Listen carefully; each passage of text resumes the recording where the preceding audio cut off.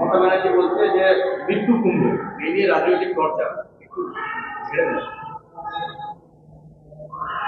দেখুন, বিষয়টা হচ্ছে যে মহাকুম্ভের আকর্ষণে শুধু ভারতবর্ষ নয়, ভারতবর্ষের বাইরেও বিভিন্ন দেশ থেকে মানুষ এসে সেখানে যাকে বলে পবিত্র স্নান, সেই পবিত্র স্নান করছে। বাইরে কথা বলতে পারা বলে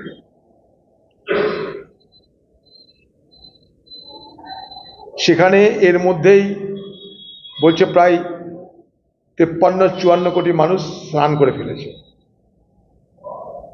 তো স্বাভাবিকভাবে মানুষের তো একটা আকর্ষণ আছে, ধর্মীয় আকর্ষণ, আধ্যাত্মিক আকর্ষণ, যাই হোক আমরা যেভাবেই ব্যাখ্যা করি না কেন।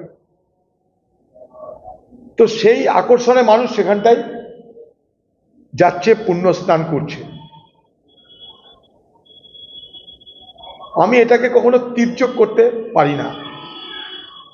নিশ্চয়ই সেখানটায় দুর্ঘটনা ঘটেছে, তার জন্য আমরা প্রতিবাদ করেছি। আমরা যেটা বলতে চাই সেটা হচ্ছে যারা মেলা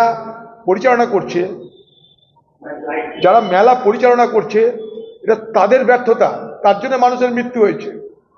আরেকটা কথা যেটা আমাদের সব থেকে বড় আপত্তি, যেটা সব থেকে বড় নিন্দা করেছি আমরা ভারতবর্ষের পার্লামেন্টেও, যে কারা মারা গেল সরকার সেই ব্যাপারটাকে গোপন করছিল।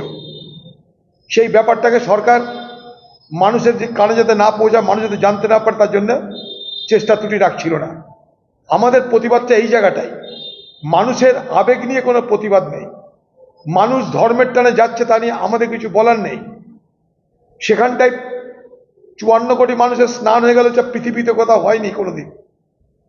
আর যে ধাক্কাধাক্কিতে মানুষের মৃত্যু হলো, সে দিল্লি স্টেশনে বলুন আর কুম্ভেতে বলুন, ভারতবর্ষে ভিড়ের ধাক্কায়, ভাগদৌড় যাকে বলে, তাতে যত মানুষের মৃত্যু হয়, স্ট্যাম্পিডে যত মানুষের মৃত্যু হয়, তার মধ্যে 70% মৃত্যু ধর্মীয় উন্মাদনা কেন্দ্রিক, ধর্মীয় আবেগ কেন্দ্রিক যে সমস্ত অনুষ্ঠান হয় সেখানে বেশি হয়। 70% ধর্মীয় আবেগ কেন্দ্রিক যে সমস্ত উৎসব, সেই উৎসবে এই ভিড় ধাক্কাধাক্কিতে মানুষের মৃত্যুর সংখ্যা 70%। শুধু এখানে নয়, আরব দুনিয়াতেও ভিড়ের ধাক্কায় মানুষের মৃত্যু হয়েছে ধর্মস্থানে, এটা কোনো কথা না। কিন্তু আমার বক্তব্য এটা যে সেখানে সরকার ধামাচাপা দেওয়ার চেষ্টা করছে। ইউপি সরকার ব্যাপারটাকে প্রকাশ করতে চায়নি, সেখানটায় অব্যবস্থা তার জন্য দায়ী। শুধু আমি নয়, ন্যাশনাল যে গ্রিন ট্রাইব্যুনাল এনজিটি, তারা পর্যন্ত বলছে যে কুম্ভে যে জল, স্নানের যে জল, সেই জল স্নানযোগ্য নয়। আমি বলছি না, ভারতবর্ষের ন্যাশনাল গ্রিন ট্রিব্যুনাল বলছে। অথচ সেখানটাই ডাক্তার, উকিল, ব্যারিস্টার, শিল্পপতি, কোটিপতি সবাই যাচ্ছে। ধর্মীয় আবেগ এটার নাম।